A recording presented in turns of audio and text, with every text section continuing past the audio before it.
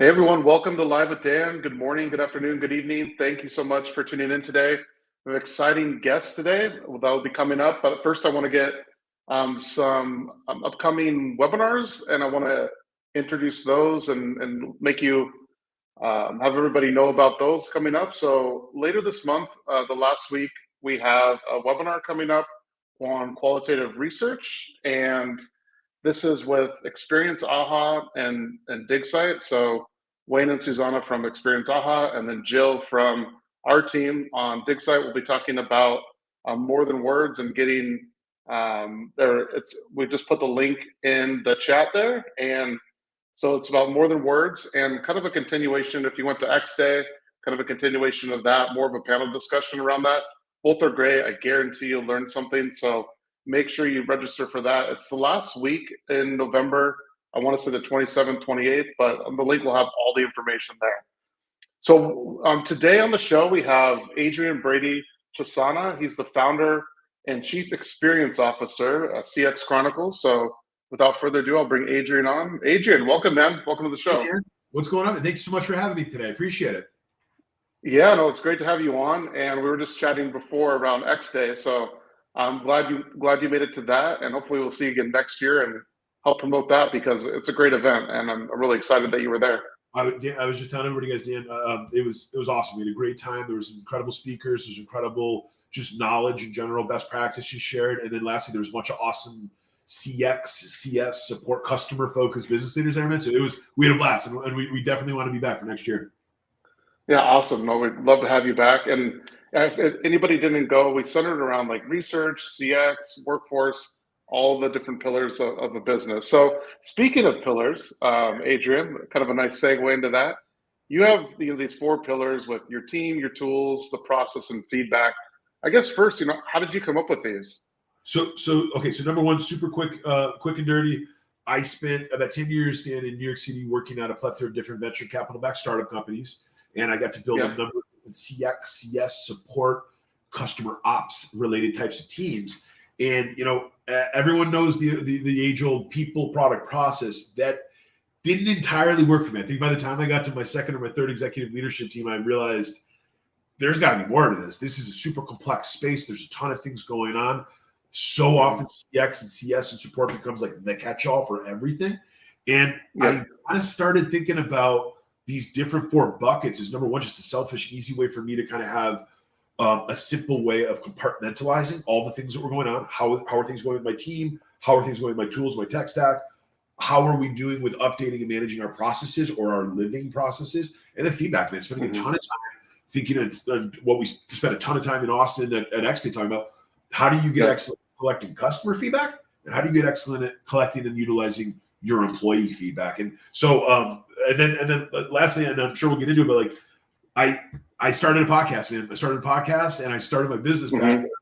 And I went and I realized a couple of things. Number one, executive leadership teams are typically fantastic at three things. They are incredible at finance. Number one, they know how to value a business. They know how to create finance. They know how to create financial possibilities for the business.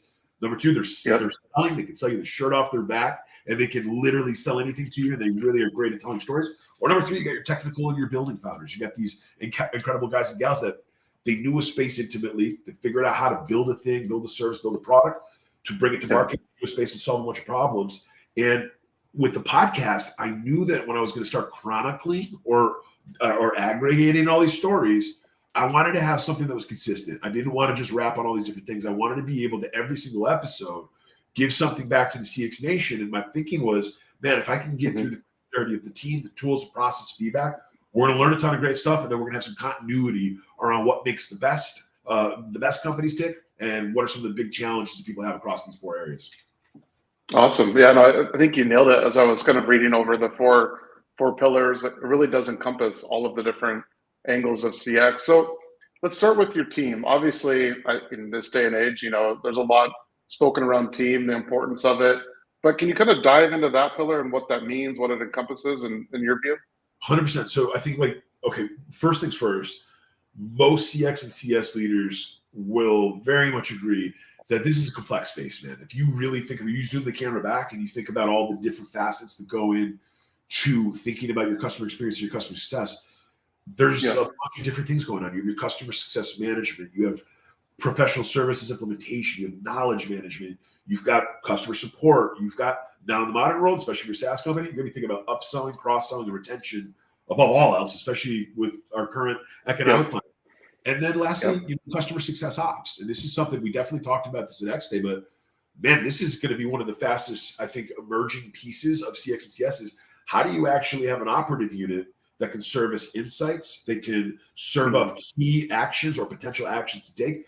And I always call it like almost like your missile defense of your customer facing team. Just, hey, maybe there's an opportunity here or there's an opportunity there to go chase. So like on the team side, number one, it was just really kind of understanding and thinking about how we could help people with how to build the team. I think it's super duper common, even in small, everybody knows about the concept of like silos or something that just organically are created. It's crazy. I work with some of our clients that have 50 people in their team and silos are already started. You've got sales markets over here.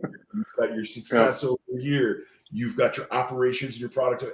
And I think one of the big things that we would always try to dig into a team is like, number one, let's just map out what the different players on pitch are. I'm a big soccer fan, so I use a lot of soccer analogies, but like just number one starting point is like understand the different positions and the roles and the different talent that you have and think about how you're going to organize that on the pitch. I think every business is wildly different, but what we started to realize, not just from the podcast as we were interviewing all these incredible leaders, but with some of our clients, we started realizing that most companies don't actually build the team around the customer or the user journey that they've built. Many times they kind of build teams based on traditional approaches to business where they've got, their sales and their marketing, their ops support. And I think one of the big things that we realized, because we work with a lot of growth companies and really taking the time to dump the puzzle pieces out onto the table, create piles, like sort your piles of colors and shapes and sizes. And so a lot of the work that we're doing on the team pillar, it's really around breaking a lot of this, breaking some of these different intricacies out and thinking about always how do you create clear ties of accountability, responsibility, and authority. And every one of us knows an example of when like you're stepping on people's toes in your team, mainly because somebody set an expectation around who owns what and where the lines in the sand are. Yeah, no, it's interesting. And as you were talking, I was thinking, I like the approach you're taking because it's oftentimes like what works for one business might not work specifically for another, right? So if you say, hey, like this is the traditional layout, but let's take a look at your business and maybe you don't need all these different roles. Maybe you need, some more specialized roles here or this depending on, the product or service that the company's offering, right? So that's interesting. 100%. I think the last part about team too, man, is like, at CXC, we focus on three huge things. Our three focus areas is content. It's our strategic partners, which are typically awesome companies like QuestionPro that have incredible tools that are going to be able to keep all this stuff together. And then lastly, it's our service side. And on the team side, man, it's amazing how many businesses we've worked with that don't do a good job of storytelling across teams. So if silos are going to be a thing in a business, fine. But then businesses need to get really good at being able to minimally share the story about what's happening across the different silos so that there's general knowledge, there's general awareness, and there's at least the ability for some type of cross-silo collaboration or cross-team collaboration. And I think that what you just said is every business is different, man. So every business has a slightly different way that they can iterate on that. And it's really, really important to think about how your business or how your team is doing some of that storytelling to the other teams in your organization. Got it. And then you have the team in place. That's probably maybe the first step. And then, or maybe the tools sometimes come first, depending on maybe those are running parallel, but maybe, I don't know, the tail wags the dog here or what, but what happens next? So you have the tools that you need obviously to run the business. Can you speak a little bit to that? Yep. I think so. Okay. It's funny.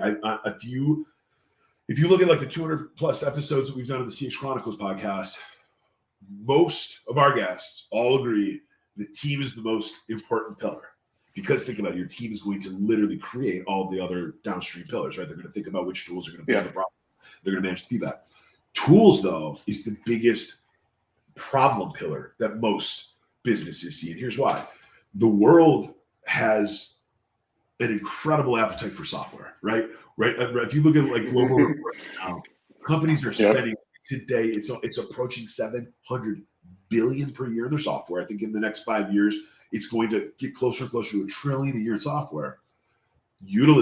software management, software optimization, little bit different of a story. Some reports out there suggest that at best, mid-market and enterprise businesses who actually have the means and they have the resources to be able to think about some of this stuff, they're seeing 20 to 30% software utilization rates. Now, I know that every business and every software has got different counts and measures on this, but I think when you think about tools, what we've seen is so many companies, again, they don't take the time to actually map the customer or the user journey, right? And when you think about a customer journey, oftentimes you're plotting out all of the different touch points. You're plotting out all of the different players that touch those touch points internally. You're also identifying key customer milestones and points of customer and employee friction or consternation. Those variables oftentimes dictate which tools might actually be the best or the most appropriate for your business. I know a lot of executive leadership teams really they play the safe route of best in class, right? If I go for the best in class, then number one, I'm not going to get chewed out if it doesn't work. And then number two, they know that. Most of the reasons why you have Salesforce and HubSpot and Zendesk, some of these companies that are just behemoths, right? Salesforce sells $22 billion a year of their software.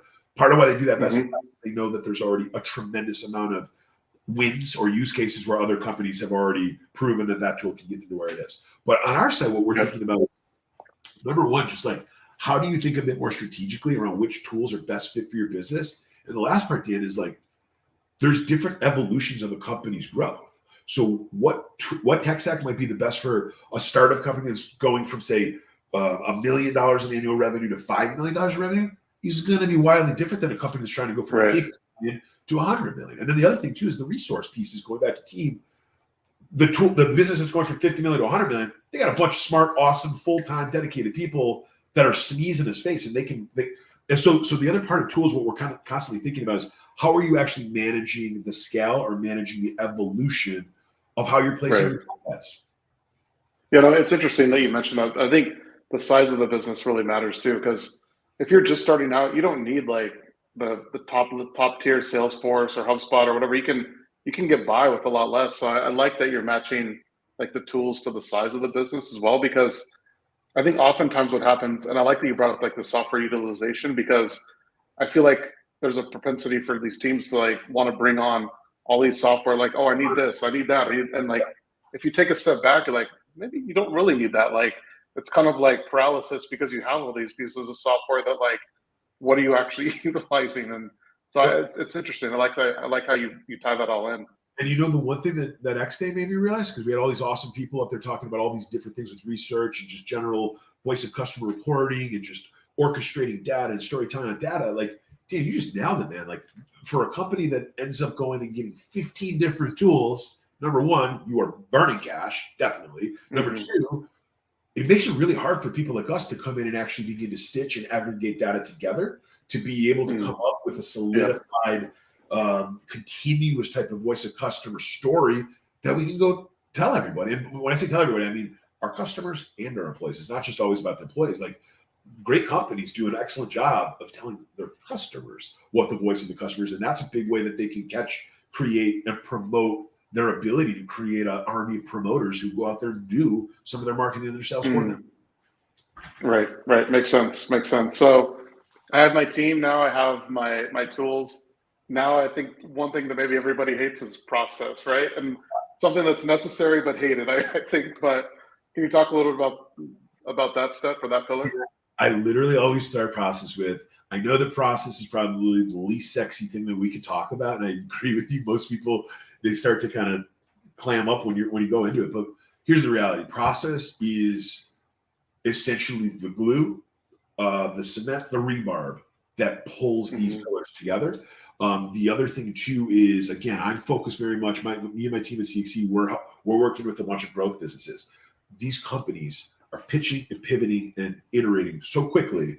Process is a living, breathing thing. So one of the things that we'll do is, number one, just kind of understand, and again, part of the name, part of CX Chronicles, who is chronicling what's happening? Who is documenting what's going on? And know that I know that, people might get sick of hearing it, but like a lot of times things aren't real, guys, until you write them down. You got to get them on a piece of paper. That's one of the first places you start. Get them up in the cloud, whatever solution you're using, whether it's Notion, whether it's your Confluence, I don't care what it is, Google. But first thing is just understanding, like, what have we already agreed upon as a business, and what have we already done a great job of capturing, documenting, and beginning to create some form of our SOPs or our plan. That's the first thing. Right. I think the second big thing that I've learned from all the different companies that we've worked with over the last 3+ years, and certainly from all these incredible people that have come on the podcast, is like, this is another place where tribal knowledge makes a business grow faster, and tribal knowledge, or your ability to do a really good job of pushing tribal knowledge, actually allows continuity to form across a business faster. That way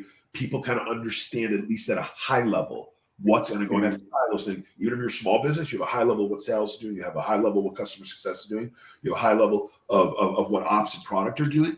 But the other big part is this, man, is like a lot of companies, like, they don't necessarily take the time early on to make sure that they're actually doing that documentation. And I know we talked a lot about EX at X Day too.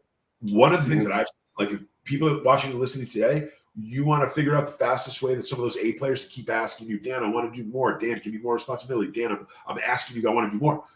Process can be owned by A players in your business who are going to be tomorrow's leaders. So oftentimes, guys, like, if you're in a leadership position, you're doing other things. Just call it what it is. You're not able to get to some of this granular tactical things.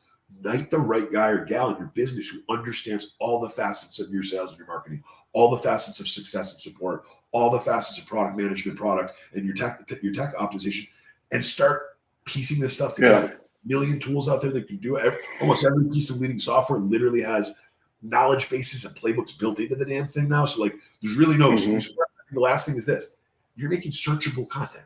You're making searchable content that as your business grows, or as your customer base grows, you can begin to leverage the right bits and pieces of that content for your FAQs and your how-tos. And again, both internally and externally, you know the top 3 things that a customer is going to ask. You know the top 3 things that a brand new hire is going to ask. Process is where a lot of that type of work and that magic, it's kind of where it's getting. Yeah, I love that you're saying this, because I've been with Question Pro for almost like 10 years now, right? So I've seen us like scale up from, hey, this tribal knowledge, like, do you want to know something? Okay, go talk to this person. Into now, we have like all like the process, everything's documented so that when new people come on board, they can, clearly see what's going on. But it's interesting that you bring this up, because I was thinking, as you were talking, around just the evolution of the companies and taking things from tribal knowledge into, actually like documented process. And I think the documenting is what the pain in the ass is, right? Because nobody wants to like take the time to do it, especially when you're trying to scale and do all these other things. But I like what you said around, hey, take an A player, have them document this as part of like maybe a KPI or something that you want them to do, and then it just gets done. So yeah, I think you hit the nail on the head there. Super simple. I like, my example is, I don't care if you're Gary the Painter, you have a 1-page document where you literally fly through your team bucket, your tools bucket, your process bucket, your feedback bucket, or if you're a big, huge company with 25,000 employees and you've got a lot of stuff going on. But part of like what we do with our clients is we literally build our living playbooks in the 4-pillar model, because it makes it easy for people to think about it. You have all of your team sections, you have all of your tool sections. Plus, guys, you got to imagine everything is webbed together. Some of our customers do some crazy awesome things with Notion and Confluence, or they start to literally build out internal intranets around how all the stuff becomes searchable. And then the last part is just, again, your A player comment. Those are the people that got to be doing controlling and monitoring. Your executive team doesn't just change in the last 30 days outside of the 10,000-foot view of the big picture stuff. Some of the guys and gals that are around working this stuff every damn day, they're the people that should be responsible for making those updates. And then they're the people that should be knighted in your company to report back to your executive leadership team. Again, whether it's monthly, whether it's quarterly, those are the people that should be reporting back. Yeah. No, that makes sense. And real quick, and then we'll move on to feedback. But I think the process really falls into the category of like important but not urgent. And before you know it, you'll need the process, and you wish you would have done it a lot sooner. So that's it. That's yeah. So what do you? So I have my team, I have my tools, I have my process. Now the 4th pillar is feedback. And I guess I should ask, like, do these pillars like work in tandem, or are they like you do 1, 2, 3, and 4? Do you kind of do all at the same time? Maybe take a step back and answer that. Sure I probably thing. should have started there, but as I'm thinking about it, So that's a question that came up in my mind. Like when we start our client engagements, Dan, at CXC, we typically start off with our CX scorecard. And so, awesome question. We go through all 4 of these pillars simultaneously. And then what we do is very simple. Our CX scorecards provide top 3 CTAs per pillar. So to your question, excellent question. Oftentimes right out of the bat, you see correlative CTAs. You see CTAs on team that have a match or a mirroring possibility of connection to tools to process into feedback. And then for most of our clients, we begin to work with our project champions to build the reporting around these 4 buckets. So very much in tandem. The other piece is this: if you think about project road mapping, if you think about OKRs and the strategic goal setting, really nice, clean way of kind of being able to show your executive leadership team, hey man, like we could put top 3s for each bucket, but like which pillar do they connect to makes it really easy for people to be able to continue to report on what's working and what's not working. So I would say the answer is they very much work together. Got it. Makes sense. So then the last pillar is the feedback. So what encompasses the feedback pillar? So, okay, feedback is my favorite one. And I'm not just saying that because we're on a Question Pro live with Dan. Yeah, sure. Right. But the feedback, man, is like, not enough people just say it this way, but feedback is a gift. Feedback, if used correctly, leveraged correctly, is gold. Most small companies, number one, don't even know how to go ask for feedback. So then in effect, they miss the opportunity to kind of course correct, get a little bit better, listen to the good, listen to the bad, course correct accordingly. Big companies are really better at this because they understand that that's part of your scaling, it's part of your growth. But number one, it's just like, we work with some companies that are already doing between $5 and $10 million, and they haven't even deployed an NPS or a CSAT, for example, which is fine because again, they've clearly done something right to get to that point in their business's evolution. But number one, just really kind of thinking about how are we collecting feedback right now today? And again, we could go on and on about this, but like whether it's NPS, whether it's CSAT, whether it's customer effort scoring, whether it's product satisfaction, then get to the employee side. What are you doing for your eNPS? What are you doing for your employee feedback, employee satisfaction, employee preferences? What I have seen at all the companies that I was at is this was the most undervalued pillar. And what was crazy is the minute, and I know that you guys are experts at this, but at Question Pro, but like the minute you can begin to take action on your customer feedback and your employee feedback, just that, I don't know if it's a universal law or what, but things will improve. Things do get better, or minimally, people in your ether, whether they're your customers or whether you're employees, people want to be heard. People want to minimally know that they're heard, they're being listened to. Even better if people are heard, and then there's action that comes from it. That's where, again, so the best company on planet Earth, man, that's why they're so big, is that they're excellent at getting feedback, iterating, and then respond. So like that's a big part of the feedback side. Yeah, I love that you mentioned like take action. Like it's one thing to collect the feedback, but if it's just sitting there, like it's not actionable, right? You need to take the action on it. It's almost like reading like a personal development book and then not doing anything about it, right? You're just like, you read it and like, oh, that's interesting, and then you kind of toss it up. But unless you take action, Some of the smaller companies that we work with, like they'll say, well, we want to deploy our first, customer satisfaction survey. And then I would literally say, fantastic. Who is going to be able to, number one, respond? Oh, we don't have anybody. Okay, that's a strike. Who is going to be able to actually compartmentalize and stratify? Because then somebody internally is going to have to talk about what you can and what you can't do. Who's going to do that? Oh, we don't have anybody. Okay, that's a strike. And then third is who's going to actually manage the action part? Well, we don't have anybody. Maybe we wait. Maybe we wait a month. Maybe we wait a quarter. Maybe we wait till next year, because I agree with you now. Where like it's almost worse to ask for this feedback if you're not going to you're not going to be able to do anything with it or touch it. Customers feel that, man. Customers definitely feel that, and I think from all the teams I've worked with, employees don't like that either. Employees don't like having a feedback sitting there and no ability to work it. It's just not. It's not a great thing to have.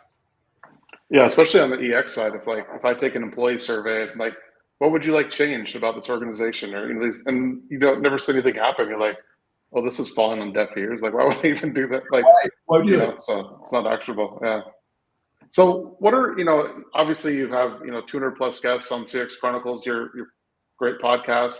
What are some success stories that you've heard of companies implementing these 4 pillars, or companies that you've worked with? Can you share maybe a few success stories with us? 100%. So I'll give you a couple different examples. So one of our first, one of our biggest clients, ACV Auctions Company, I had the pleasure of working at for several years. They were in a hyper growth mode. They were literally in a blitz scaling mode. I think when we started working with them, Dan, they had 500 employees. By the time we wrapped up our project work with them, there were over 2,000 employees. We brought them to the 4-pillar model. Yeah, huge. And then now they're public on NASDAQ. And for me, selfishly, that was awesome. It was an awesome experience. It was definitely also a big part of seeing that some of the work that we do across 4 pillars, if it's applied even earlier, it can expedite growth. It can expedite your velocity to growth and to selling. But ACV, for example, we applied the 4-pillar methodology, worked with a variety of different team leaders and team leads. So we built essentially our voice of customer task force across a bunch of different silos. And what we saw just by applying the 4-pillar methodology, dealing with our playbooks, dealing with our customer journey mapping, leveraging the 4 pillars, digging into all of these 4 areas, we were able to reduce call abandonment rates from 40% range down into 10% range just by literally showing people who needed to do what, or better yet, to your point, instead of in a company that big saying, oh, just go talk to that guy, have it documented. Have it documented so people know how to get things done faster. We were able to reduce our dealer churn by 10%. A big part of it was because of feedback. We implemented our dealer NPS. We started looking on a monthly basis all the feedback that we were getting for what they loved about us, what they hated about us, what they wanted more of, what they wanted less of. And then we increased our CSAT by 20 points. Same type of thing. So like we're just getting into the product, and more specifically right here, this was an app, getting into the product and making sure that we were actually putting the top 3s in the product roadmap based on dealers or not on what we wanted or what we thought was going to have the highest ROI, but what the dealers were asking for. So that would be one example right there. If you have any questions, Dan. Yeah, no, I think that's a great example. And I love that, like, not what we thought, but what the customer actually wants, right? Like listening to the customer, like empathetically, and like saying, hey, what would help you the most? So I do love that example for sure. And seeing them grow from 500 to 2,000 employees and on the NASDAQ now, I mean, that's pretty amazing. That's a great story. It was an incredible experience, and it was definitely, I'm not going to lie to you, it was a major catalyst for me really diving headfirst into CXC, because when we saw how this could be done at a business of that size, I became extremely confident that I could go help a number of different executive leadership teams do the same type of work across a variety of different industries and business types. Yeah, no, that's awesome. That's awesome. So before we wrap up, I see, CX Chronicles, I see make happiness a habit, right? So I'm sure that's no accident. I love that. I love that message. I get that vibe whenever I talk with you. Can you talk a little bit about that? Like, that was obviously intentional. So no, it definitely was. I think so for me, a couple of things. When I started CXE, and even as a practitioner, Dan, all those years that I was working with these incredible teams in New York and just learning and just, collaborating, what I really kind of started to think about was like, most of us spend the majority of our life at work. And that's a fact. We spend more time with our coworkers than we do with our wives and our husbands and our kids and our best friends and our family. And I think for me, like part of what I always felt and always kind of was able to pull out of my teams as a practitioner was, look, guys, if we're all going to be here and we're going to be doing this, life is hard, work is hard, and this is going to be hard. Let's figure out how at a minimum we have a very simple rule of making happiness happen. Here's number one. I was on the customer side, so I'm always trying to keep people cranked up and positive and happy and just bringing that energy to the customer. But then part of why I gravitated to Question Pro, love the stuff that you guys do at Question Pro, is I knew way early on in my career how critical EX was to CX. I just knew it. Like my would see performance go up and to the right if I could have a stable of happy, engaged, just supported people that were doing all the across the 4 pillars. So making this happen became a really easy way of just kind of like putting it out there, letting people know, look, there's different ways that you could think about this. And then full candor, actually going to be the next book that I'm working on, Dan, is going to be Make Happiness a Habit. It's going to be really thinking about how you can business founders, business executives, and future business leaders make happiness a habit and watch their businesses soar and watch their businesses grow in the future. I love it. I love it. Adrian, hey, man, thanks so much for coming on. This can't be the last time. We need you on again for sure. So I love it, Dan. Thank you so much for having me, man. This is an absolute blast. You bet. You bet. Thank you so much. Really appreciate it.